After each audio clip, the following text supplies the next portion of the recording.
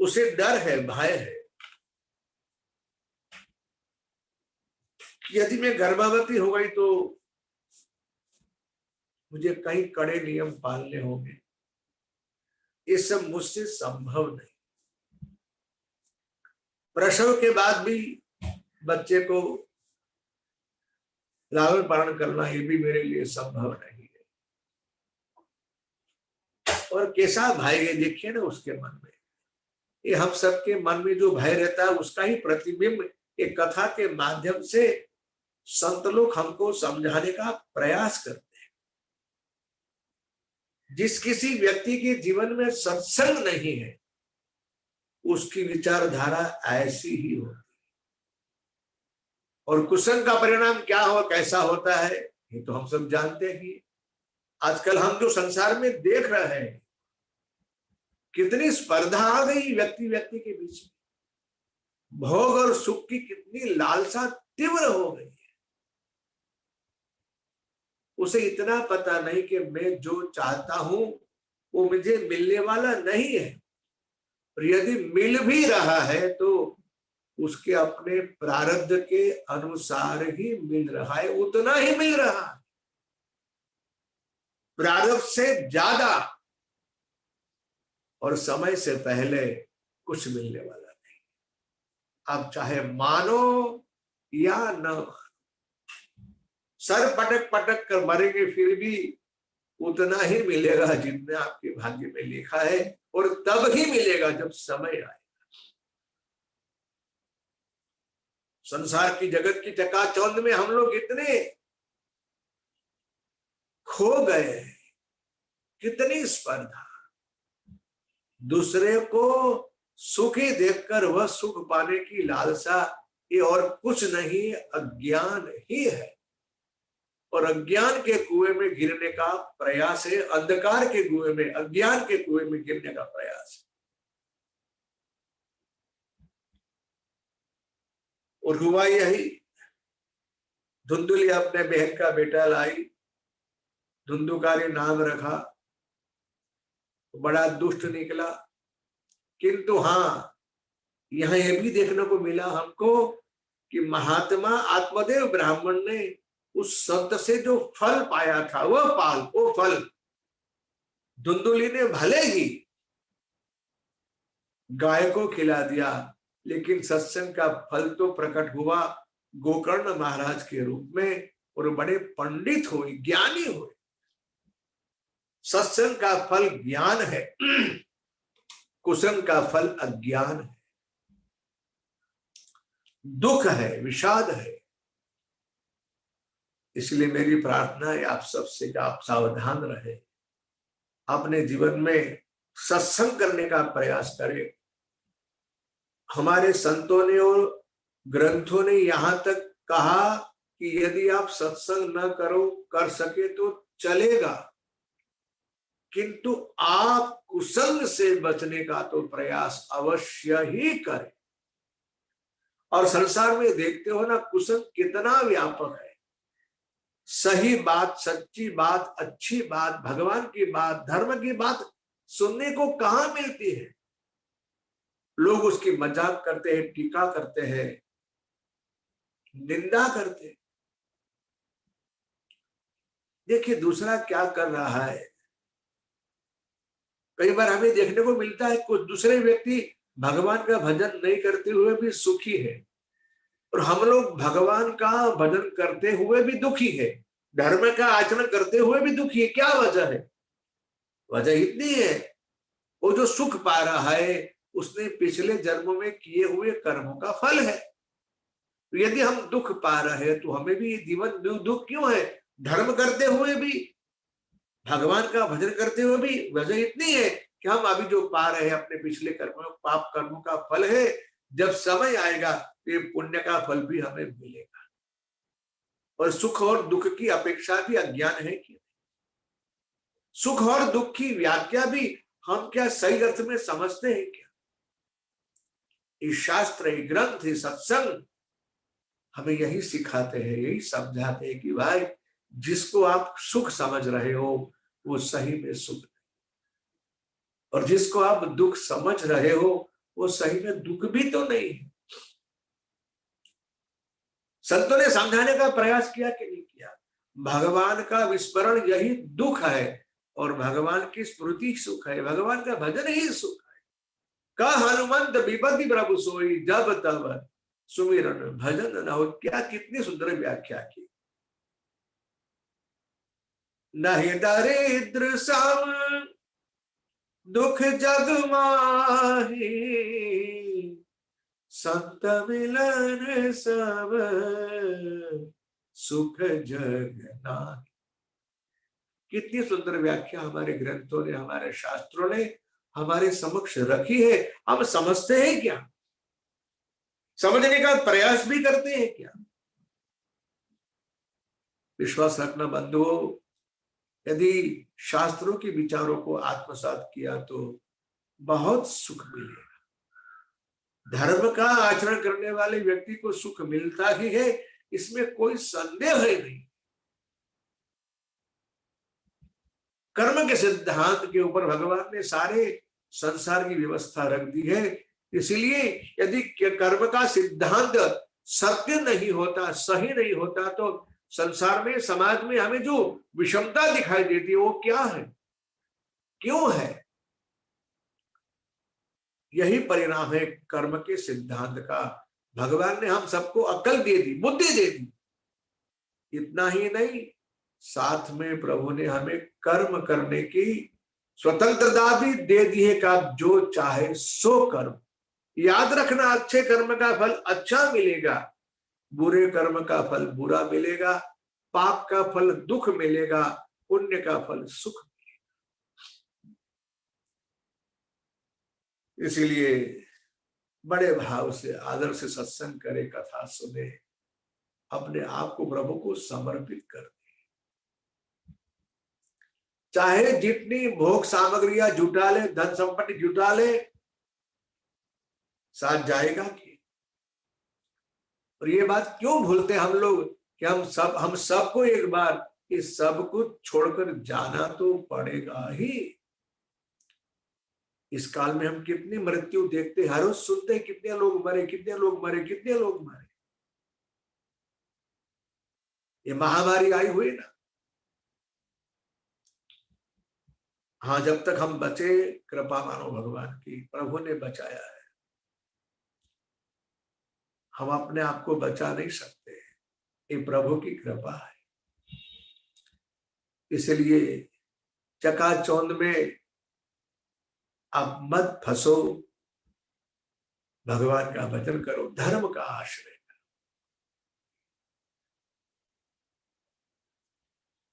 धुंधुल की बड़ी भूल, उसकी शिक्षा ये हुई, आत्मदेव ब्राह्मण को और उसकी पत्नी धुंधुली को एक बार धुंधुकारी ने पीटा है, गाली तो दी, मारा भी, माता पिता को मारा। व्यसन में फंसा हुआ व्यक्ति, धन दो धन दो धन। पुत्र के इस दुर्व्यवहार से महात्मा आत्मदेव इतने दुखी हुए, इतने दुखी हुए, रोने लगे, फुट फुट के रोने लगे। लेकिन हाँ, उनके जीवन में उनको एक बार सत्संग हुआ था, वो संत महात्मा मिले थे ना, सत्संग का फल उनको मिला था, और फल आज उसके साथ में है, गोकर्ण जी महाराज के रूप में। जब ये महात्मा रो रहे थे, तब गोकर्ण जी महाराज ने अपने पिता के पास आकर उनके कंधे पे हाथ रखकर कहा, पिताजी आप रो रहे हो ना, आपको कोई रुला नहीं रहा है। धुंधुकारी ने मारा इसलिए रो रहे, ये बात आपकी समझ गलत है। आपने उसे अपना बेटा माना, ये आपकी भूल है। आपको रुला रही है आपकी ममता, और आप ये समझ रहे हैं कि मेरे सब सगे वाले हैं, मेरा बेटा है, मेरी पत्नी है, मेरा परिवार है, मेरा घर है, मेरा धन है। आपकी ममता आपको रुला रही। और महात्मा गोकर्ण जी महाराज ने सिर्फ 2 श्लोक का है, क्या कहूं मैं। भागवतकार की यही तो कमाल है। आगे चर्चा आएगी। 4 श्लोक का विस्तार, जिसे भागवत चतुश्लोकी कहते हैं, 4 श्लोक का विस्तार ये पूरा श्रीमद् भागवत है, जिसे हम 18,000 श्लोक की संहिता कहते हैं। 4 श्लोक का विस्तार। और यो समझ लीजिए कि सारे भागवत का सारे 2 श्लोक में आ गया। यानी हमारे ऋषि मुनियों को, हमारे आचार्यों को विस्तार भी आता है और समास भी आता है। गोकर्ण गीता के 2 श्लोक सुन लीजिए आप, उसका सामान्य अर्थ में समझाने का प्रयास करूंगा।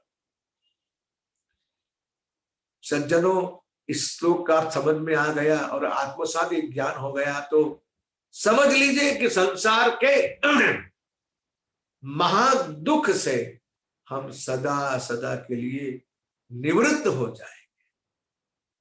दुख के नाश का ज्ञान है, दुख के नाश का उपाय बताया है। गोकर्ण उवाच देहिस्थिमांसरुधिरे त्यजत्वं जाया सुतादिषु सदा ममतां विमुञ्च पश्यानिशं जगदिदौ क्षणभङ्गनिष्ठौ वैराग्यरागरसिको भवभक्तिनिष्ठः। वैराग्यरागरसिको भवभक्तिनिष्ठः। प्रथम श्लोक में ममता के नाश का उपाय बताया है। देहिस्थिमांस रुधिरेपि मतिं त्यजत्वम्, ये शरीर मेरा है, इस शरीर के नाते जितने साथ बने हुए ये सब मेरे हैं, ये विचार को आप निर्मूल कर दो। जाया सुतादुषी सदा ममतां विमुच्य, पिताजी ममता छोड़िए। पश्यानिशम, सारा का सारा विश्व अनिश है, क्षणभंगुर है, नष्ट होने वाला है। इसीलिए अपने चित्त में, अपने मन में, अपनी बुद्धि में वैराग्य को स्थिर कीजिए। वैराग्य राग रसिको भव भक्ति निष्ठ, प्रेम ही करना है तो संसार के इन संबंधों से नहीं, इन पदार्थों से नहीं, इन वस्तुओं से नहीं, प्रेम करना है तो मेरे प्रभु से, भगवान से प्रेम करो। जिसने भगवान से प्रेम किया वो धन्य है। सही कहता हूं, इस संतों का संदेश मैं आपको पहुंचा रहा हूं, ग्रंथों का संदेश आपको पहुंचा रहा हूं, इसमें मेरा कुछ नहीं है। लेकिन हाँ, बिल्कुल ये संदेश हमने पा लिया, संदेश सुन लिया, ये बात, छोटी सी बात समझ में आ गई, आत्मसात हो गया इस विचार, तो हमारा जीवन सार्थक हो जाएगा, धन्य हो जाएगा। पिताजी आप ये सारे ममता के बंधन को आप तोड़ दो। वैराग्य राग रसिको भव भक्ति निष्ठ। दूसरे श्लोक में सलाह दी, उपदेश भी कह सकते हैं, हमारे लिए उपदेश है।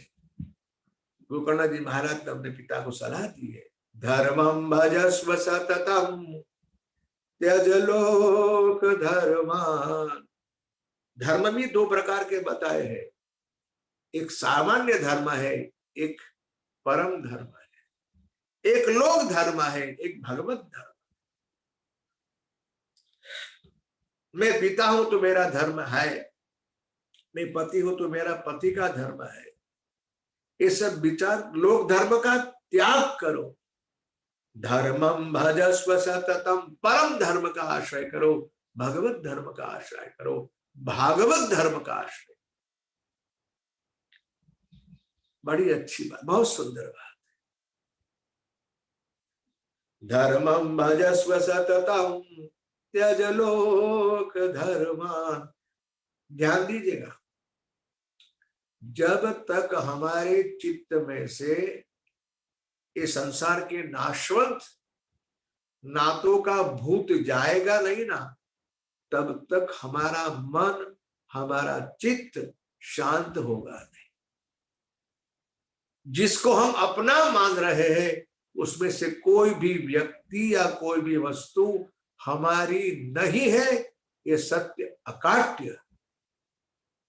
हाँ, हमारा कौन है? हमारे मात्र परमात्मा, हमारे मात्र प्रभु, हमारे प्रभु ही हमारे हैं, इसके सिवा हमारा कोई नहीं। हम प्रभु के और प्रभु हमारे, इतनी सी बात। यदि इतनी बात समझ में आ गई, बेड़ा पार हो गया। मैं नहीं कह रहा हूं, मैंने अब दोबारा कह रहा हूं, मैं आपको संतों का संदेश दे रहा हूं। आप में से शायद बहुत लोग जानते होंगे, हमारे युग के अभी कुछ वर्ष पूर्व जिन्होंने लीला समेट ली, तिरोधान लीला की, परम भागवत परम संत भगवदावतार स्वामी रामसुखदास जी महाराज, धर्म और अध्यात्म जगत के कोई भी व्यक्ति उस महात्मा को न जानता हो, ये बात संभव नहीं है। वे महात्मा अपने जीवन में, पता होगा आपको, अब कुछ वर्ष पूर्व उन्होंने शरीर छोड़ा ऋषिकेश में, और उन्होंने अपने जीवन काल में विश्व कल्याण के लिए, जीव कल्याण के लिए जो सारांश हमें दिया, उन्होंने सूत्र दिया, जानते हो ना आप, जानते होंगे आप लोग सब। उन्होंने ये सलाह दी, उपदेश दिया कि बार बार प्रभु से कहो, हे नाथ। क्या कहना है? हे नाथ। कितने कोई भगवान से हे नाथ करके पुकार करे ना, भगवान अपने आप को रोक नहीं सकते हैं भाई। हे नाथ बोलने वाले व्यक्ति के समक्ष भगवान पहुंच जाते, उसका हाथ थाम लेते, उसको भगवान अपने गले से लगा लेते। कोई कहे हे नाथ, और जब आर्तनाद से, आर्त स्वर से प्रभु से पुकारो आप। उन्होंने यह कहा कि बार बार दिन में कई बार प्रभु से कहते रहो, हे नाथ मैं आपको भूलूं नहीं, हे नाथ मैं आपको भूलूं नहीं, हे नाथ मैं आपको भूलूं नहीं। इसी पंक्ति को प्रधान पंक्ति बनाकर कुछ पंक्तियां एक छोटे पद में लिखी हुई है। मैं गाऊंगा, आप भी गाएंगे, आप याद भी रखेंगे, और उस महात्मा की संदेश को हम बार बार दोहराते रहेंगे, दिन भर गाते रहेंगे। गाते रहो, प्रभु से प्रभु को पुकारते रहो। कितनी बढ़िया बात कही है। आइए मैं पद गाता हूं, आप भी सुनिए, और मेरी प्रार्थना है कि आप गाने का प्रयास भी कीजिए। हे नाथ, हे नाथ मैं आपको भूलूं नहीं, हे नाथ मैं,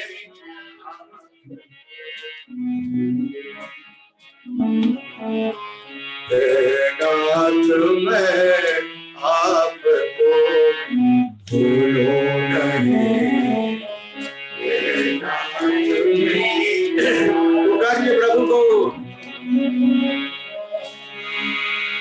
रखो आप चाहे कहीं किसी हाल में, रखो आप चाहे कहीं किसी हाल में, रखो आप चाहे कहीं किसी हाल में, रखो आप चाहे कहीं किसी हाल में, हे नाथ मैं आपको भूलूं नहीं, हे नाथ मैं आपको।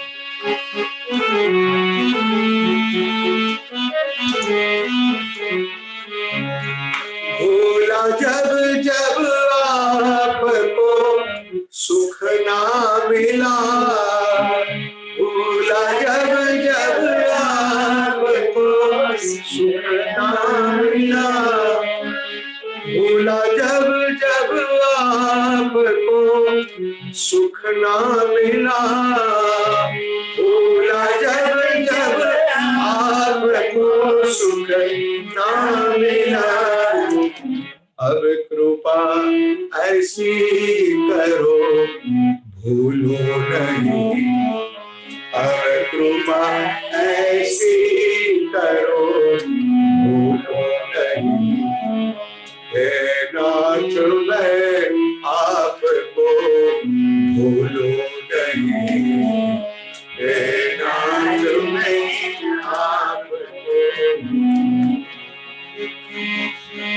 रखो आप चाहे कहीं इसी हाल में, रखो आप चाहे कहीं इसी हाल में, हे नाथ मैं आपको भूलूं नहीं, हे नाथ मैं।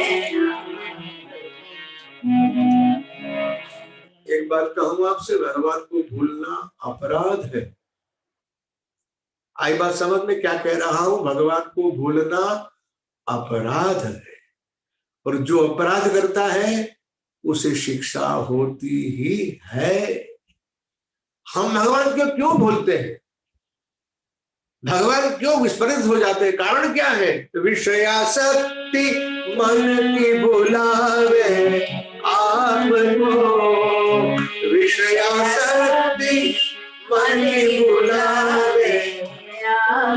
ये सही वजह है कि हमारी जो मन की विषयों के प्रति आसक्ति है, विषयों की आसक्ति हमारे मन को डाल देती भुलावे में, और हम भगवान को भूल जाते हैं। विषयासक्ति मन की बुलावे आपको, विषयासक्ति मन की बुलावे आपको, अब कृपा ऐसी करो भूलो नहीं, अब कृपा ऐसी करो भूलो नहीं, हे नाथ मैं आपको भूलो नहीं, हे नाथ मैं आपको। रखो आप चाहे कहीं किसी हाल में, रखो आप चाहे कहीं किसी हाल में, हे नाथ मैं आपको भूलूं नहीं, हे नाथ मैं।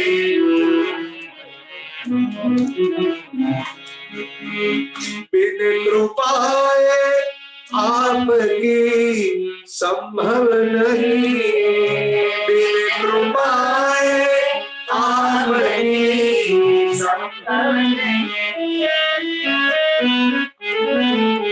बिन कृपाए आपकी संभव नहीं, बिन कृपाए आपकी संभव नहीं, अब कृपा ऐसी करो भूलो नहीं, अब कृपा ऐसी करो भूलो नहीं, हे नाथ मैं आपको भूलो नहीं, हे नाथ मैं आपको। रखो आप चाहे कहीं किसी हाल में, रखो आप चाहे कहीं किसी हाल में, हे नाथ मैं आपको भूलो नहीं, हे नाथ मैं।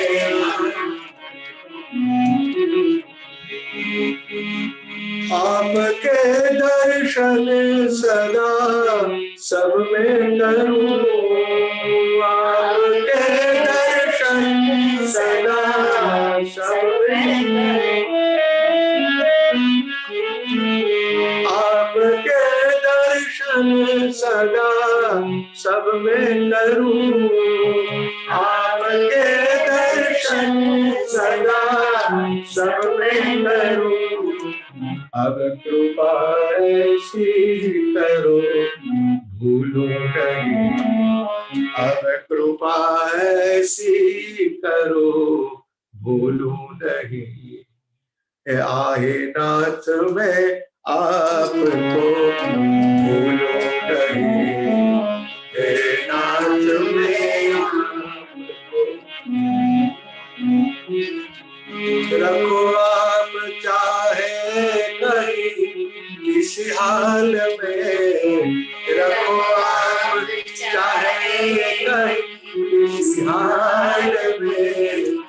हे नाथ मैं आपको भूलूं नहीं, हे नाथ मैं आपको। श्री कृष्ण गोविंद हरे मुरारे, हे नाथ नारायण वासुदेव। श्री कृष्ण गोविंद हरे मुरारे, हे नाथ नारायण वासुदेव। श्री कृष्ण गोविंद हरे मुरारे, हे नाथ नारायण वासुदेव। श्री कृष्ण गोविंद हरे मुरारे, हे नाथ नारायण वासुदेव। हे नाथ नारायण वासुदेव, हे नाथ नारायण वासुदेव, हे नाथ नारायण वासुदेव, हे नाथ नारायण वासुदेव, हे नाथ नारायण वासुदेव, हे नाथ नारायण वासुदेव, हे नाथ नारायण वासुदेव, हे नाथ नारायण वासुदेव। श्री कृष्ण गोविंद हरे मुरारे, हे नाथ नारायण वासुदेव। श्री कृष्ण गोविंद हरे मुरारे, हे नाथ नारायण वासुदेव। बोलिए श्री वृंदावन बिहारी लाल की जय। धर्मं भजस्व सततं त्यज लोक धर्मान्, सेवस्व साधु पुरुषान् जहि काम तृष्णाम्। अन्यस्य दोष गुण चिंतनमासु मुक्त्वा, सेवा कथा रसमहो नितरां पिबध्वम्। अन्यस्य दोष गुण चिंतनमासु मुक्त्वा, सेवा कथा रसमहो नितरां पिबध्वम्। कितनी सुंदर बात कही। ये मत समझना कि गोकर्ण जी महाराज अपने पिता को कह रहे हैं। इस कथा को, इस उपदेश को, इस बात को यूं समझिए कि गोकर्ण जी महाराज हमसे कह रहे हैं। क्या कहा? धर्मं भजस्व सततम त्यज लोक धर्मान। परम धर्म का आश्रय करो, लोक धर्म का त्याग करो। ये परम धर्म का आश्रय कैसे होगा? सेवस्य साधु पुरुषान, संतों का संग करो, संतों के साथ रहो, संतों के मुख से भगवान की कथा सुनो। जिस महापुरुष को देखकर आपको पाप छोड़ने की इच्छा हो, जिस महात्मा को देखकर आपको भजन करने की इच्छा हो, ऐसे महापुरुष का संग करना, उसके साथ रहना। आपका पाप भी छूटेगा और आपका भजन भी बढ़ेगा। संतों के साथ इसलिए मत रहो कि महात्मा हमारी सारी कामनाएं पूरी कर दे, हमारी इच्छाएं पूरी कर दे, हमारा काम कर दे। हमारा धंधा अच्छा चले, हमारा परिवार हमारा कहा करे, हमारा स्वास्थ्य अच्छा बना रहे, हमें खूब धन संपत्ति मिले, हमें खूब प्रसिद्धि मिले, हमें खूब मान सम्मान, ये सब छोड़कर संतों का संग करना। बहुत बड़ी मात्रा में लोग संतों के आगे पीछे घूमते हैं, लेकिन क्यों? मन में यही वासना रहती, हमारी इच्छा पूरी हो, हमारा बड़ा नाम हो, हम महात्मा के बड़े अच्छे भक्त हैं, निकटतम सेवक है, हम उनकी बहुत सेवा करते हैं, हम उनके लिए बहुत खर्च करते हैं, ये सब विचार लेकर उनके पीछे घूमते रहते हैं। अच्छी बात है, बुरी बात नहीं, लेकिन आपकी वासना जो यथार्थ लाभ मिलना चाहिए वो लाभ से आपको वंचित रखते हैं। इसलिए भागवत का कह रहे सेवस्य साधु पुरुषान जही काम तृष्णा और कामना का त्याग करके संतों का संग करो। सेवा कथा, संतों की सेवा करो, भगवत कथा सुनो। सेवा कथा रसम नितराम पिबत्वम्, उनके मुख से सतत भगवत कथा रसामृत का पान किया करो। क्या कहूं मैं आपसे, जब उपदेशक ज्ञान देने वाला व्यक्ति जो स्वयं ज्ञान दे रहा है, जो बात कह रहा है, जो सलाह दे रहा है, उसका आचरण यदि वो अपने जीवन में खुद करे तो उसकी बड़ी भारी असर होती है। गोकर्ण जी महाराज का उपदेश काम कर गया, आत्मदेव ब्राह्मण ने उसी दिन उसी क्षण संसार के सारे बंधन तोड़ दिए, निकल पड़ेगा। एवं सुतोक्ति वशतोपि गृहं विहाय यातो वनम स्थिरमतिर्गत सृष्ट वर्ष। और महात्मा वन में जाके गंगा के तीर्थ के ऊपर रह गए हैं, और हर दिन हर रोज श्रीमद् भागवत महापुराण के 10वें स्कंद का पूरा पारायण करने के पश्चात अन्न पाते। ऐसे नियम से भजन किया। भजन नियम से होना चाहिए। यदि आपके भजन में नियम नहीं है तो आपको आपके भजन का फल दिखाई देगा नहीं। यदि आपको भजन करना है तो बिल्कुल नियम से करो। नियम चाहे छोटा क्यों ना हो, लेकिन नियम का पालन करना बहुत बहुत जरूरी है। जिसने नियम से भजन किया उसको अनुभव होता है। सबसे बड़ी हमारे जीवन की उपलब्धि है मन की शांति, आनंद की उपलब्धि। हमें आनंद अनुभूत हो, हमारा मन शांत हो जाए। संसार की कोई भी घटना चाहे सुखद हो या दुखद हो, हमारे मन को स्पर्श न करे। क्योंकि सुख भी आता है तो जाने के लिए, और दुख भी आता है तो जाने के लिए। सुख भी जाएगा, दुख भी जाएगा। करना क्या है हमें? सुखावसाने इदमेव सारम, दुखावसाने इदमेव ज्ञेयम्, देहावसाने इदमेव जाप्यम्, गोविंद दामोदर माधव।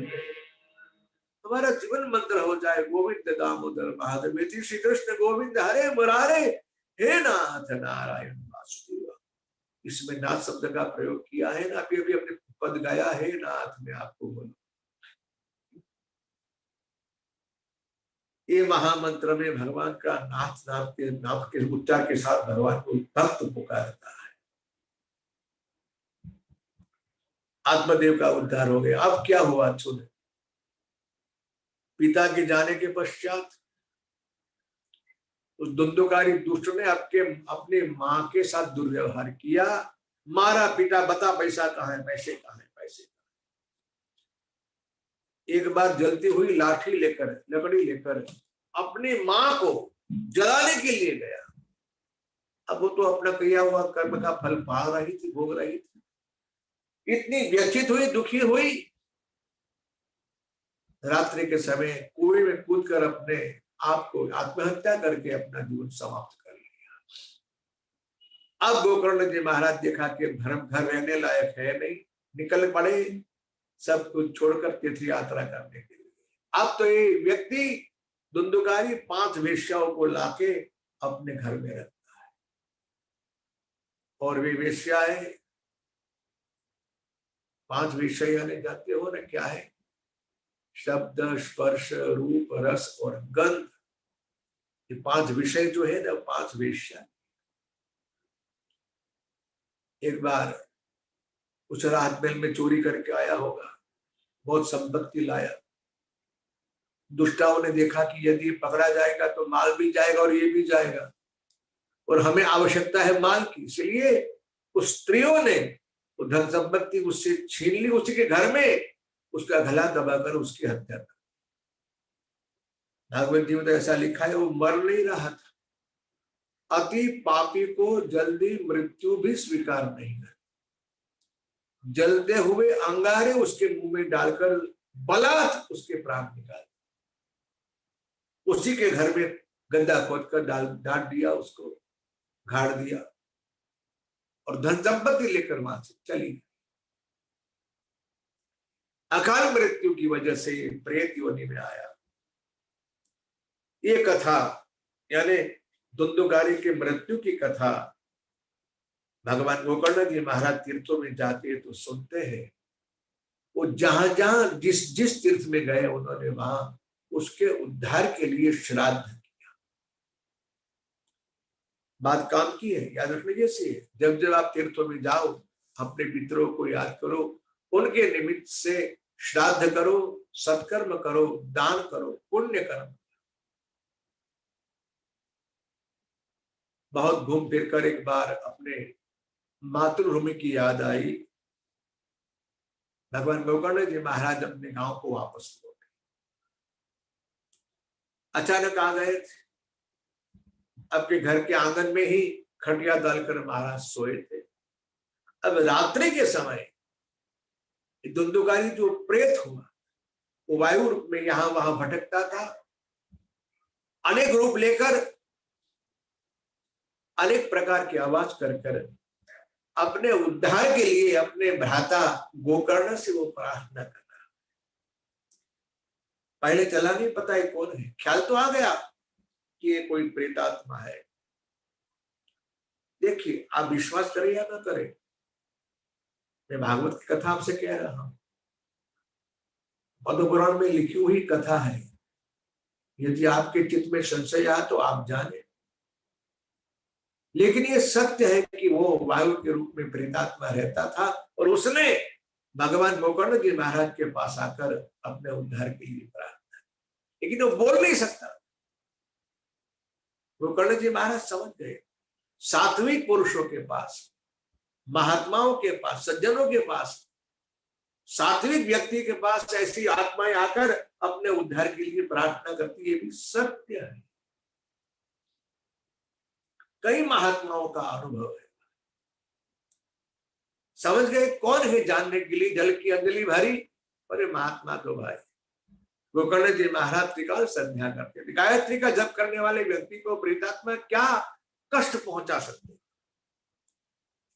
जल का छिड़काव किया, जल छिटकते ही उसको वाजा मिली। उसने कहा, भैया अहम भ्राता त्वदीयोऽस्मि धुंधुकारिति नामतः स्वकीयैव नैव दोषेण ब्रह्मत्वं नाशितं मया। भैया, भाई मैं अपने कर्मों से मैंने अपने ब्राह्मणत्व का नाश किया। मैं आपका ज्येष्ठ बंधु धुंधुकारी, अब मेरा उद्धार करे। गोकर्ण जी ने कहा कि अरे भाई, आपके उद्धार के लिए तो मैंने गया जी में भी श्राद्ध किया, और गया में श्राद्ध करने के पश्चात व्यक्ति का उद्धार हो ही जाता है, ये विचार शास्त्र सम्मत है, फिर कैसे आपको कष्ट हो रहा है? उसने कहा महाराज मेरे इतने पाप है, मैं इतना दुष्ट कुकर्म करके मरा हुआ हूं महाराज, क्या कहूं मैं आपसे। गया जी में एक नहीं, गया जी में यदि 100 श्राद्ध भी करें, गया श्राद्ध सती नापी मुक्ति में न भविष्यति, मेरे इतने पाप है, गया जी में 100 श्राद्ध करने से भी मेरी मुक्ति होने वाली नहीं। आप कोई दूसरा उपाय करें। अच्छा अभी आप जाओ, मैं अवश्य उपाय करूंगा। और संत महात्मा ऐसे प्रेतात्माओं के लिए हमेशा सत्कर्म करके उनका उद्धार करने का प्रयास करते ही है। देखिए ये उद्धार का प्रयास किया हमारे महात्मा गोकर्ण जी महाराज। प्रातः काल हुआ, गांव के लोग मिलने के लिए आए, विद्वान ब्राह्मणों की सभा हुई, सबको ये कथा सुनाई कि ऐसा हुआ है, मेरे भाई के उद्धार का उपाय बताइए। ब्राह्मणों ने कहा कि भाई गया में श्राद्ध करने से प्रेतात्मा की मुक्ति होती है तो हमने सुना है, इसके सिवा क्या उपाय हम नहीं जानते। अब आपको ही उपाय ढूंढना पड़ेगा। और ये महात्मा भगवान के परम भक्त रहे, गायत्री के उपासक रहे। उन्होंने क्या किया जानते हो आप? भगवान भास्कर से प्रश्न पूछा, भगवान सूर्य से, नमस्तुभ्यं नमो जगत साक्षी ब्रूहि में मुक्ति है तु कहूं, तच्छ्रुतवा दूरतः सूर्य स्तुतमित्यभ्यभाषत। भगवान भास्कर को प्रश्न पूछा, महाराज मेरे भाई की मुक्ति का उद्धार उपाय बताए। ये ताकत है मंत्र के जप की, ये ताकत है साधना की। गोकर्ण जी महाराज वार्तालाप कर रहे हैं भगवान भास्कर से, भगवान सूर्य से। उनसे प्रश्न पूछा, उन्होंने उपाय दिखा दिया। श्रीमद् भागवतान मुक्ति सप्ताहं वाचनं गुरु, महाराज भागवत सप्ताह करो, आपके भाई का उद्धार हो जाएगा। ओह, उपाय मिलते ही बड़े प्रसन्न हुए। कहा किसी और को क्या बुलाऊं, कथा करने के लिए और कहा जाऊं। अपने घर के आंगन में ही महात्मा गोकर्ण जी महाराज ने भागवत सप्ताह करने का संकल्प किया और घोषणा हुई सारे गांव में। क्या कहूं मैं, इतनी भारी भीड़ हुई है भागवत कथा सुनने के लिए, जिज्ञासु की कमी नहीं है। और जो लोग इसके महात्म्य को जानते हैं, समझते हैं, वे लोग समझकर सब कुछ छोड़कर भागवत कथा सुनने को जाते हैं। ये भी हमने देखा हुआ। खूब भीड़ हुई, वह प्रेत भी आया। एक बांस पड़ा हुआ था, उसके मूल में प्रविष्ट होकर वायु से उसको जगह कहीं मिली नहीं, वो बांस के वायु रूप से वायु के अंदर प्रविष्ट होकर भागवत कथा सुनता है। और हुआ यो कि 7 दिन तक की कथा हुई। और हर एक दिन जब कथा की पूर्णाहुति शाम को होना, दीनांते रक्षिता गाथा तदा चित्रम बभूवः वंश के ग्रंथि भेदो, एक ग्रंथि टूटती है, फूटती है वो बांस की, उसमें से ध्वनि आती है। इस तरह से 7 दिन तक, सप्ताह तक, 7 दिन तक उस बांस की 7 ग्रंथियां टूटी। बड़ा सुंदर आध्यात्मिक भाव अर्थ किया है महात्माओं ने। बांस यानी हमारी वासना है। और कौन सी 7 ग्रंथि है? काम, क्रोध, लोभ, मद, मोह, मात्सर्य, अहंता, ममता आदि जो है ना, ये हमारी सब ग्रंथियां। एक दिन की कथा पूरी हो, शाम को गांठ फाटे, उसमें से वो मुक्त होता है। इसी तरह से 7वें दिन कथा की पूर्णाहुति के साथ उस बांस में से दिव्य देहधारी धुंधुकारी प्रकट हुआ और ये कहते हुए, धन्या भागवती वार्ता प्रेत पीड़ा विनाशिनी सप्ताहोपि तथा धन्य कृष्ण लोक फल प्रद कंपन्ते सर्व पापानि सप्ताह श्रवणे स्थिते अस्माकं प्रलयं सद्यः कथा चेयं करिष्यति। भागवत कथा धन्य है, भागवत सप्ताह धन्य है। मुझे मेरे पापों से मुक्ति मिली, मेरा पितृदेह छूटा, मुझे भगवत रस की प्राप्ति हुई, मैं बंधन से मुक्त हूं। ये भागवत कथा श्रवण करने से विद्यन्ते हृदयं ग्रंथि छिद्यन्ते सर्व संशयाः क्षीयन्ते चास्य कर्माणि सप्ताह श्रवणे कृते। यदि आप आदर पूर्वक शिष्ट पूर्वक भागवत कथा सुनेंगे, बड़े आराम से पलाठ लेकर बैठकर सारी प्रवृत्ति को छोड़कर, मैं आपसे बार बार विनती करता रहता हूं, मुझे पता है कि आप लोग मानने वाले नहीं है, फिर भी मेरा कहने का अधिकार है और मैं आपको जरूर टोकता रहूंगा, कहता रहूंगा। 2 घंटे के लिए हम शिस्तबद्ध होकर भगवान की कथा बड़े आदर से सुने, इसमें हमारा हित है, हमारा कल्याण है। ऐसा जीवन जीना कि नहीं, वो बात आपके ऊपर छोड़ता हूं, लेकिन सुनना तो आदर पूर्वक, शिष्ट से, विनय पूर्वक, क्योंकि भागवत के प्रति आपका आदर होना बहुत आवश्यक। गोलोक धाम में से इस महात्मा को लेने के लिए भगवान के पार्षद विमान लेके आए थे। अब देखा महात्मा गोकर्ण जी ने कि श्रोता तो बहुत सारे हैं इस कथा पंडाल में, और कथा सबने सुनी है, तो इतना फल में इतना भेद क्यों? विमान एक व्यक्ति के लिए आया, सबके लिए क्यों नहीं आया? तब भगवान गोकर्ण जी महाराज ने उन भगवान के हरिदास को, पार्षदों को पूछा कि भाई ऐसा क्यों हुआ है? श्रवण करने वाले सब है, सबके लिए विमान क्यों नहीं आया?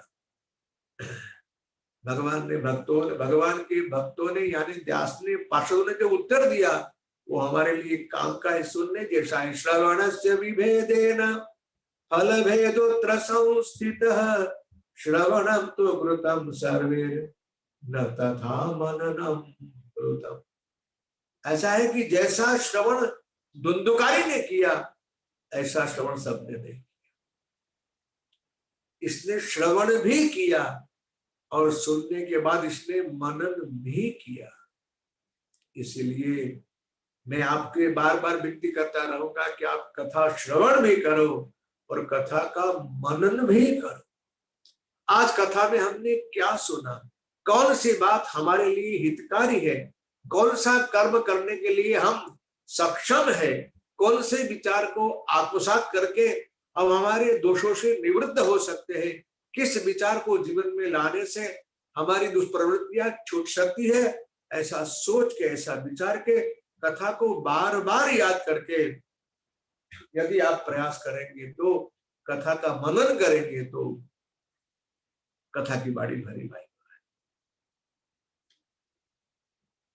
भगवान का कीर्तन करते हुए धुंधुकारी प्रभु के रूप में परिवर्तित होकर सारूप्य मुक्ति की प्राप्ति हुई, भगवान की गोलोक धाम में गया। अब सारे नगरवासियों ने कहा गोकर्ण महाराज से कि महाराज हमारी गलती हो गई, क्योंकि उसने 7 दिन तक कुछ खाया नहीं, कुछ पिया नहीं, कथा का मनन करके कथा को आत्मसात किया। जो भूल हमसे हो गई है हम सुधारना चाहते, आप दोबारा कथा। भागवत जी में ऐसी कथा है, ये पहली कथा जो हुई ना, वह आषाढ़ मास में हुई थी, आषाढ़ शुक्ल नवमी से पूर्णिमा तक। और ग्राम्य वासियों के आग्रह से भगवान गोकर्ण जी महाराज ने श्रावण मास में दूसरे ही महीने शुक्ल पूर्णिमा से, क्षमा करना, शुक्ल नवमी से पूर्णिमा तक उन्होंने दोबारा भागवत का गान किया और सारे श्रोता, जो लोग मनन नहीं किया था, यम नियम में नहीं रहे थे, वे लोग ने दोबारा एक कथा सुनने के लिए कड़े नियम लिए। कई लोगों ने उपवास किया, कई लोगों ने जल के ऊपर, फल के ऊपर, दूध के ऊपर, कई अनेक तरह के नियम लेकर उन्होंने बड़ी श्रद्धा से दोबारा भागवत श्रवण किया श्रावण मास में। आपको आश्चर्य होगा, भागवत जी में लिखा है कि उस कथा की पूर्णाहुति के समय उस गांव के कुत्ते से लेकर चांडाल पर्यंत हर एक व्यक्ति के लिए गोलोक धाम से भेजा हुआ भगवान पुरुषोत्तम का, भगवान श्री कृष्ण परमात्मा का विमान आया और वे सब विमान में आरूढ़ होकर भगवान गोकर्ण जी महाराज के साथ में, जैसे हमारे भगवान राघवेंद्र सारे अयोध्यवासियों को साथ लेकर साकेत पधारते, फिर उसी तरह से सब कीर्तन करते करते भगवान के धाम में गए। हरे कृष्ण कृष्ण कृष्ण हरे हरे, हरे राम राम राम हरे हरे, हरे कृष्ण कृष्ण हरे हरे, हरे राम राम राम हरे कृष्ण कृष्ण कृष्ण हरे हरे, हरे राम राम राम हरे हरे, हरे हरे कृष्ण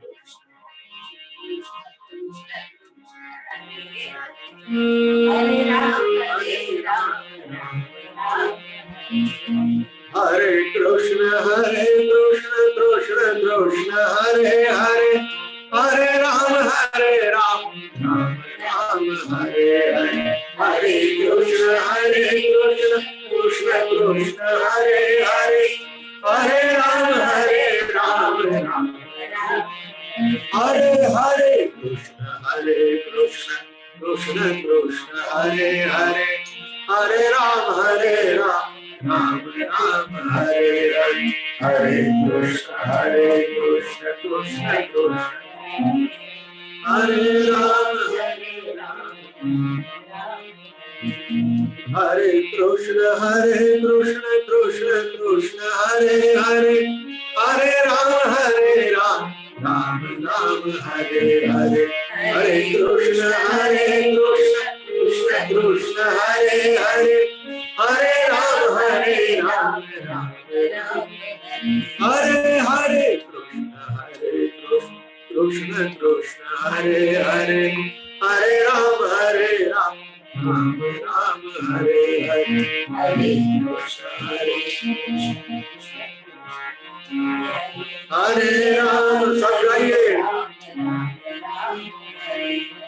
हरे कृष्ण कृष्ण कृष्ण हरे हरे, हरे राम राम राम हरे हरे, हरे कृष्ण कृष्ण कृष्ण हरे हरे, हरे राम राम हरे हरे कृष्ण कृष्ण कृष्ण हरे हरे, हरे राम राम राम हरे हरे, हरे कृष्ण कृष्ण कृष्ण हरे हरे, हरे राम राम हरे कृष्ण कृष्ण कृष्ण हरे हरे, हरे राम राम हरे हरे, हरे कृष्ण कृष्ण हरे हरे राम, हरे कृष्ण कृष्ण कृष्ण हरे हरे, हरे राम राम राम हरे हरे। बोलिए श्री द्वारिकाधीश की जय। इतिहासमिमं पुण्यं शाण्डिल्योऽपि मुनीश्वरः पठते चित्रकूटस्थो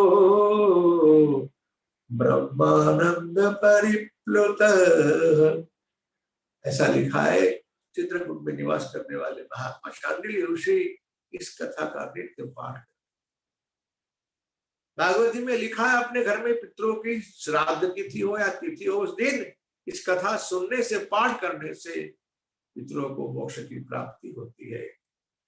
इस तरह से श्री पद्म पुराण उत्तरखंडे श्रीमद् भागवत महात्म्य गोकर्ण मोक्ष नाम पंचमो अध्याय श्री गोवर्धन नाथ की जय।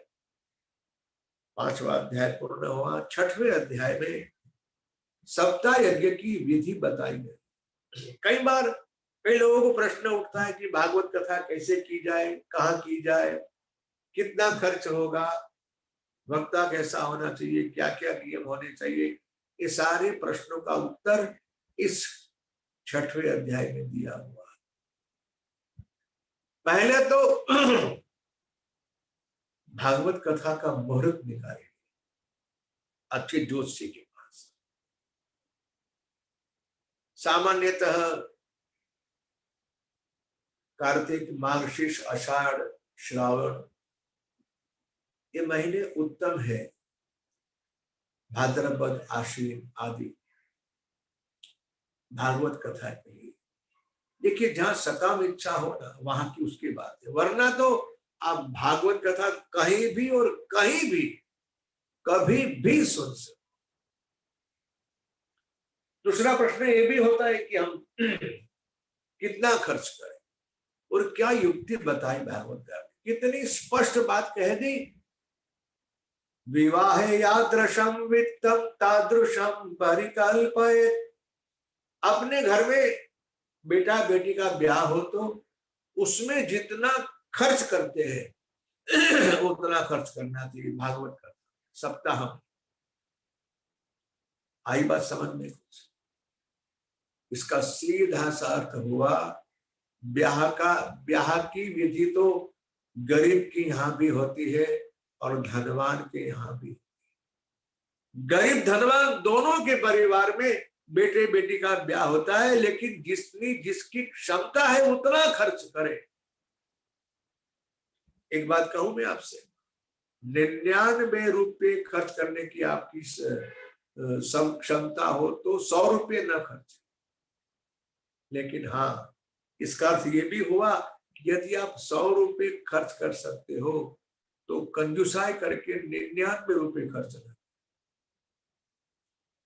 जितना उत्साह, जितना आनंद बेटी बेटी के ब्याह में आप करते हैं, उसी उत्साह से, उसी भाव से, उतनी प्रसन्नता से खर्च करके भगवत कार्य करें। हर जगह पत्र भेजना चाहिए, सबको बुलाना चाहिए कि आप कथा में अवश्य आइए। संभव हो तो 7 दिन रहिए, कथा सुनिए। 7 दिन न जमे तो 6 दिन, 5 दिन, 4 दिन, कम से कम 1 दिन तो अवश्य। एक घड़ी भी आप कथा के लिए निकाल के आएंगे, सत्संग सुनेंगे। कहां किसको पता है कौन से वाक्य से, कथा के कौन से वक्ता के मुख से, कौन से वाक्य से, कौन से शब्द से, कौन सी कथा के प्रसंग से उसके अंदर रहे हुए पुण्य जागृत हो जाए और वो व्यक्ति भगवान की ओर यात्रा का आरंभ करे। इसलिए सत्संग सुनना सबके लिए बहुत बहुत आवश्यक है। दूसरी बात कही, कथा कहाँ करनी चाहिए? कहा, तीर्थे वापि वने वापि गृहे वा श्रवणम मतम। यदि संभव हो तो आप कथा तीर्थ में करें, क्योंकि तीर्थ की भूमि जो होती है ना, वो आपको कथा के लिए बल देगी, सहयोग देगी। तीर्थ में नहीं हुआ तो आप घर में ना करें, घर के बाहर जहां ऐसा कोई अच्छा स्थान हो वहां कथा करें। और यदि ये भी संभव नहीं हुआ तो घर में भी आप कथा कर सकते हो। हाँ, प्रथम स्थान तीर्थ का, उसके अलावा घर के बाहर, उसके पश्चात घर का भी स्थान दिया, क्योंकि हमारे घर में कथा कब होगी, कैसे होगी। यहाँ लिखने का तीर्थयात्रा बाहर लिखने का जो प्रयोजन है उसका हेतु एक ही कि ज्यादा से ज्यादा लोग कथा में सम्मिलित हो और वे लोग कथा का लाभ ले सके। और यदि आपको लगता है कि ज्यादा लोग बुलाने से हमारी व्यस्तता बढ़ जाएगी और हम कथा ध्यान से प्रेम से आदर पूर्वक सुन सकेंगे नहीं, तो आप अकेले ही भी कथा में बैठकर एकांत में या कम संख्या में श्रोताओं की संख्या हो उस तरह से अपने घर में भी कथा कराकर आप लाभ ले सकते। एक बात और कह दी, और वह बात है कथा के वक्ता की। भागवत कथा का वक्ता कैसा होना चाहिए, मैं आपको श्लोक के साथ वो बात सुनाऊंगा। वक्ता कैसा होना चाहिए? विरक्तो वैष्णवो विप्रो वेद शास्त्र विशुद्धिकृत दृष्टांत कुशलो धीरो वक्ता कार्योति निस्पृह। वक्ता के लक्षण 7 बताए हैं। वक्ता विरक्त हो तो बड़ी अच्छी बात, वैष्णव हो तो सबसे बड़ी अच्छी बात, विप्र यानी ब्राह्मण हो, वेद शास्त्र पढ़ा हुआ हो, दृष्टांत देने में कुशल हो, क्योंकि भागवत के सारे कथा प्रसंगों को, सारे सिद्धांतों को कहना समझाना बहुत कठिन है। इसीलिए सिद्धांत के साथ सिद्धांत के दृष्टांत को देकर आपको भले ही समास में संक्षेप में वह वक्ता कथा सुनाए। वक्ता धैर्यवान होना चाहिए, अपने कार्य में कुशल भी होना चाहिए और अति अति निष्पृह होना चाहिए, जो वह संप्रदाय की भ्रांति में फंसा हुआ था। इस तरह से ये चर्चा करने के बाद भागवत कथा कैसे की जाए उसका कहा। भगवान गणपति महाराज की पूजा हो, पितरों का पूजन हो, सिद्धांति श्राद्ध कहते हैं। भगवान नारायण की स्थापना हो, पुरुषोत्तम की या भगवान श्री कृष्ण की स्थापना हो, उसका पूजन हो। संभव हो तो 5 ब्राह्मणों का वर्ण करना चाहिए, 2 ब्राह्मण पाठ करे, 2 ब्राह्मण जप करे, एक वक्ता कथा करे। इस तरह से भागवत जी के पाठ का पूरा पारायण हो, द्वादशाक्षर मंत्र का जप हो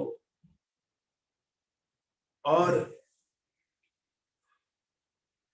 संभव हो तो आप कुछ भी खाए पिए मगर भगवत कथा को श्रवण करें। ऐसे बोलने में संकोच तो बहुत हो रहा है, लेकिन ये संभव नहीं, इसलिए भागवतकार ने सब कुछ बता दिया है। अगर कुछ भी खाए पिए अगर नहीं कर सकते हो तो आप एक बार भोजन पाए, फल पाए, दूध का आहार करें। सही तो बात इतनी है कि जितना हो उतना आप कम भोजन लेंगे तो आपको कथा सुनने में आलस्य नहीं आएगा। और मूल बात तो ये भी है कि मलमूत्र जयार्थम ही लगवाहर सुखावह, बार बार उठ बैठ करनी ना पड़े। इस तरह से कथा कितने समय की होनी चाहिए ये भी लिखा है। सूर्योदय से कथा का आरंभ हो और सूर्यास्त तक कथा चले, बीच में 2 घड़ी का के लिए 2 घड़ी के लिए विश्राम, और कीर्तन भी होना चाहिए। सब कुछ लिख लिया है, लेकिन इतना अब तो परंपरा पूरी परिवर्तित हो गई है।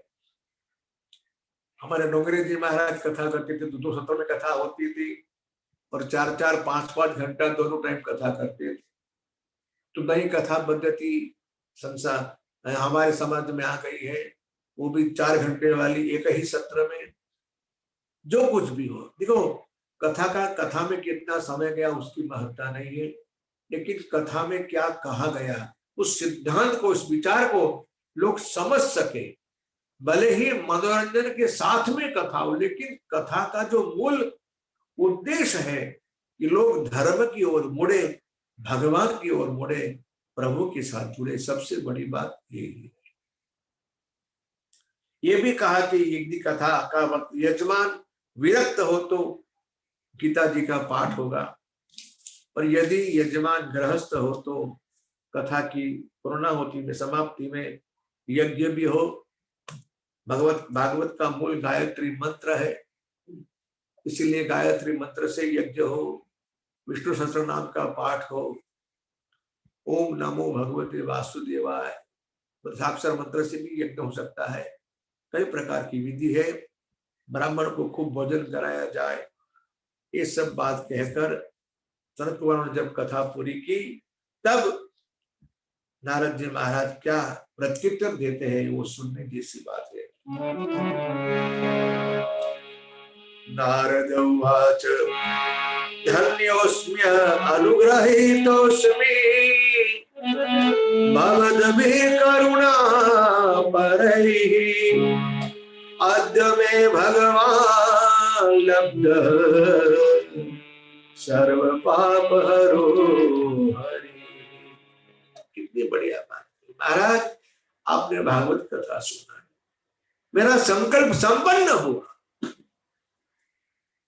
कथा के महात्मा के दौरान ही भक्ति ज्ञान वैराग्य कथा मंडल के मंदिर प्रकट हुए, प्रसन्न हुए। नारद जी का संकल्प था, उनकी पुष्टि तुष्टि तो हो गया। उसके पश्चात कथा पूरी हुई। फल पहले मिला, बाद में कथा। अब नारद जी महाराज अपनी ओर से सनत कुमारों का जो आभार विधि कर रहे हैं। महाराज आपने ऐसी कथा सुनाई, धन्योस्म अनुग्रहोत्मोसी, आपने मुझे धन्य बना दिया, मुझ पे आपने अनुग्रह किया, आप करुणा के पार।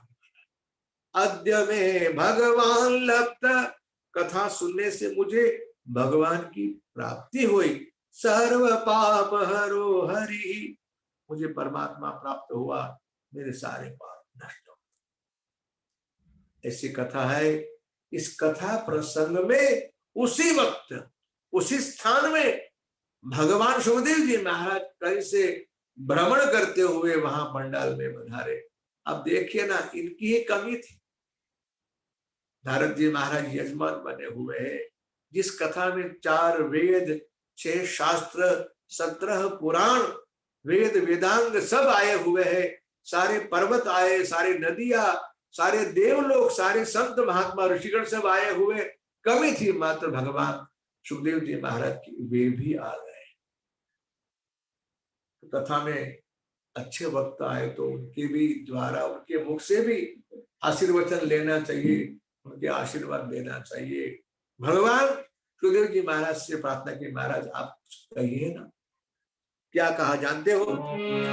निगम कल्पतरोर गलितौ फलौ सुख मुखाद्रव मृत्यु संयुतौ पिबत भागवतौ रसमालयौ मुहुर्मुहुः रसिका भुवि भावुका। सुखदेव जी महाराज कहते हैं कि आप लोग भागवत ये क्या है? निगम कल्पतरु गलितम फलम, वेद रूपी कल्प वृक्ष के ऊपर ही अपने आप परिपक्व हुआ ये फल है। और इसमें भी तोते की चोंच लगने से ये फल अमृत तुल्य मधुर हो गया है। इसलिए पिबत भागवतम रस, आप तब तक कथा सुनो, कब तक? तब तक, कब तक? रसमालय, भरसरूप परमात्मा श्री कृष्ण के साथ एक रस न हो जाओ तब तक रसमालय, यानी आप रसरूप हो जाओ। दूध में मिश्री डालते हैं ना, दूध भी रस है और मिश्री भी रस है। जब दूध में मिश्री डालेंगे तो मिश्री मिलाई जाएगी, तो आप जानते हो क्या हो जाएगा? दूध में मिश्री डाल तो सकते हैं, लेकिन डालने के बाद मिश्री को दूध से अलग नहीं कर सकते, बाहर निकाल नहीं सकते। ऐसा क्यों होता है? दोनों रस रूप है, इसलिए दोनों रस एक रस हो गए। दोनों एक रस हो गई यानी क्या? यो कह सकते हैं आप कि दूध मिश्री बन गया और मिश्री दूध बन गई। जो सिद्धांत हमारे यहां वेदांत का है ना, अद्वैत सिद्धांत, वह सिद्ध हो जाता है। यही तो रास का रहस्य, भगवत रूप हो जाते हैं, भक्त और भगवान दोनों एक हो जाते हैं। पहला दोहा है ना भक्तमाल का, भक्ति भक्त भगवंत गुरु चतुर नाम वपु एक। कथा तब तक सुनो जब तक भगवान के साथ आप एक रस ना हो जाओ। विमद भागवतम रसमालय, रसरूप होने के लिए मोहर हो रसिका, भूमि भावुक बन के रसरूप होके रसिक बन के आप भावुक कथा बार बार सुनते हैं। उसके पश्चात सुखदेव जी महाराज के वचनामृत के पश्चात और तो मैं क्या कहूं, भगवान स्वयं वैकुंठाधिपति वहां प्रकट हो गए और अकेले नहीं, अपनी भक्त मंडली के साथ। देवर्षि नारद जी बीना बजा रहे, उद्धव जी गा रहे, प्रहलाद जी भी आ गए, अपनी पूरी भक्त मंडली के साथ भगवान वहां पधारे। अरे और हरे कृष्ण कृष्ण कृष्ण हरे हरे, हरे कृष्ण कृष्ण हरे राम राम राम हरे हरे, हरे राम। बड़ा भारी कीर्तन हुआ, थोड़ा कर ले। हरे कृष्ण कृष्ण कृष्ण हरे हरे, हरे कृष्ण कृष्ण हरे कृष्ण कृष्ण कृष्ण हरे हरे, हरे कृष्ण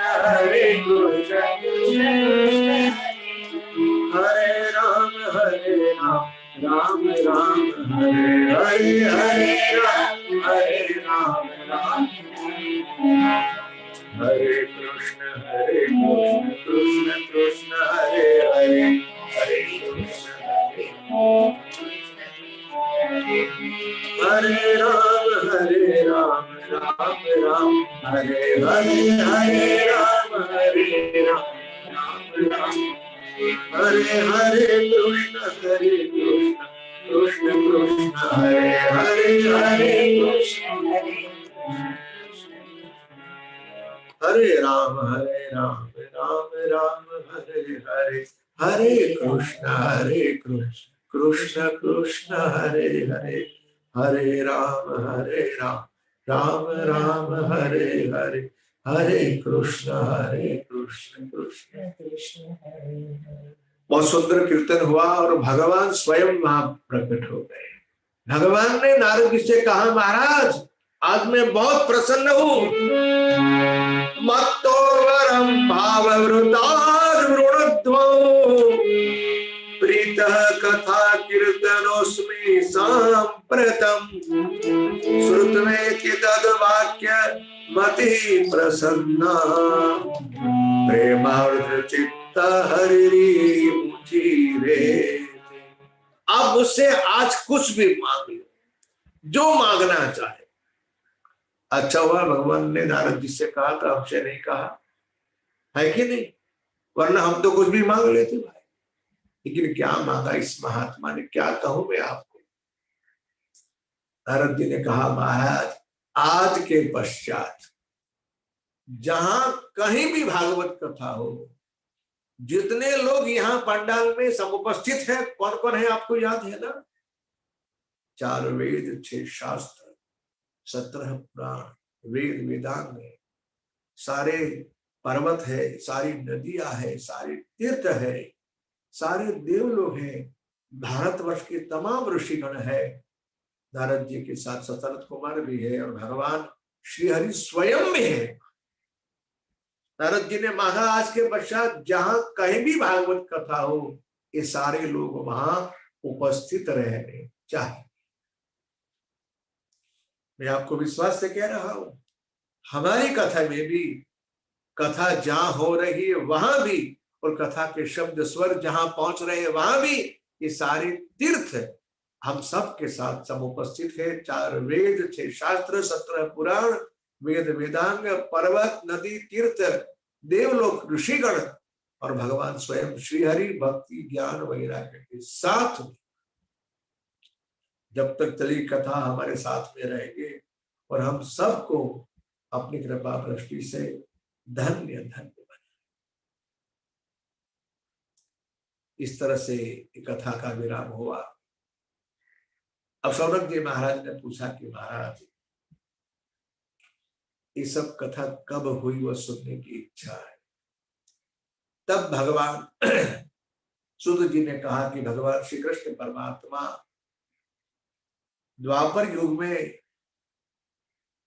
अपनी जो लीला थी वो संपन्न करके अपना अवतार कार्य पूरा करके स्वधाम पधारे। उसके 30 वर्ष के पश्चात पहली भागवत कथा हुई, जो कथा सुखदेव जी ने परीक्षित जी महाराज को सुनाई। वह कथा वो भाद्रपद मास की शुक्ल पक्ष की नवमी से पूर्णिमा तक हुई। इसे भागवत जयंती भी कहते हैं। कलयुग के 30 वर्ष के पश्चात प्रथम भागवत कथा हुई गंगा के तट के ऊपर सुक्ताल क्षेत्र में, जिसके वक्ता रहे भगवान सुखदेव जी महाराज स्वयं और श्रोता रहे परीक्षित जी महाराज। भाद्रपद मास की शुक्ल पक्ष की नवमी और पूर्णिमा। उसके पश्चात राजा 200 वर्ष के पश्चात ये कथा हुई गोकर्ण जी महाराज वाली तुंगभद्रा के तट के ऊपर। और वो दिन थे आषाढ़ मास की शुक्ल पक्ष की नवमी और पूर्णिमा। इस 7 दिनों में दूसरी भागवत हुई। भगवान के युरोधान लीला करने के पश्चात 30 वर्ष के पश्चात परीक्षित जी वाली माय कथा, उसके 200 वर्ष के बाद ये कथा हुई, वो भी आषाढ़ मास की शुक्ल पक्ष की नवमी और पूर्णिमा के बीच में। इसके बाद और 30 वर्ष जाने के पश्चात गोकर्ण जी महाराज वाली कथा के 30 वर्ष जाने के पश्चात जो कथा नारद जी महाराज ने कराई गंगा के तीर्थ के ऊपर, जी कथा के वक्ता सनत कुमार रहे, यजमान नारद जी रहे, वह कार्तिक शुक्ल नवमी से पूर्णिमा। यानी पहली कथा भगवान श्री कृष्ण के सुधाम गमन के बाद 30 वर्ष के बाद, उसके 200 वर्ष के बाद कथा हुई गोकर्ण जी महाराज की। उसकी 30 वर्ष के बाद कार्तिक शुक्ल नवमी से पूर्णिमा तक ये कथा हुई, जो कथा सनत कुमारों ने नारद जी महाराज को सुनाई भक्ति ज्ञान वैराग्य के उद्धार के लिए, उनकी पुष्टि के लिए। इस तरह से भागवत की महिमा का पूरा गान भगवान शुद्ध पुराण जी ने नैमिषारण्य में सब ऋषियों को सुनाया। इसी के साथ ये भागवत का जो 6 अध्याय का महात्मा है यहाँ विराम ले रहा है। श्री पद्म पुराण उत्तरखंड श्रीमद् भागवत महात्मा श्रवण विधि कथनाम 6ठोध्याय। श्री गोवर्धन नाथ की जय। श्री बाल कृष्ण लाल। अब हम आरंभ करेंगे प्रथम स्कंद का, किंतु आज नहीं कल करेंगे। भागवत के प्रथम स्कंद का आरंभ, भागवत का जो स्वरूप है, जो कथा है, वो मैं मेरी मर्जी के अनुसार आप सबको सुनाने का प्रयास करूंगा। आइए आज की सत्र को हम विराम दें, कथा को विराम दें। उसके पूर्व 1-2 मिनट के लिए भगवान नाम काम कर ले। कीर्तन हमारा जो नियम बना हुआ है, भगवान नाम के कीर्तन के संपुट के साथ हम पूरी कथा करते हुए कल फिर मिलेंगे शाम को 5 बजे। आइए 2 मिनट के लिए जय राधे जय राधे जय श्री कृष्ण बोलो जय राधे जय राधे जय राधे जय श्री कृष्ण बोलो जय राधे जय श्री कृष्ण बोलो जय राधे जय श्री कृष्ण बोलो जय राधे जय श्री कृष्ण बोलो जय राधे, जय श्री कृष्ण जय राधे,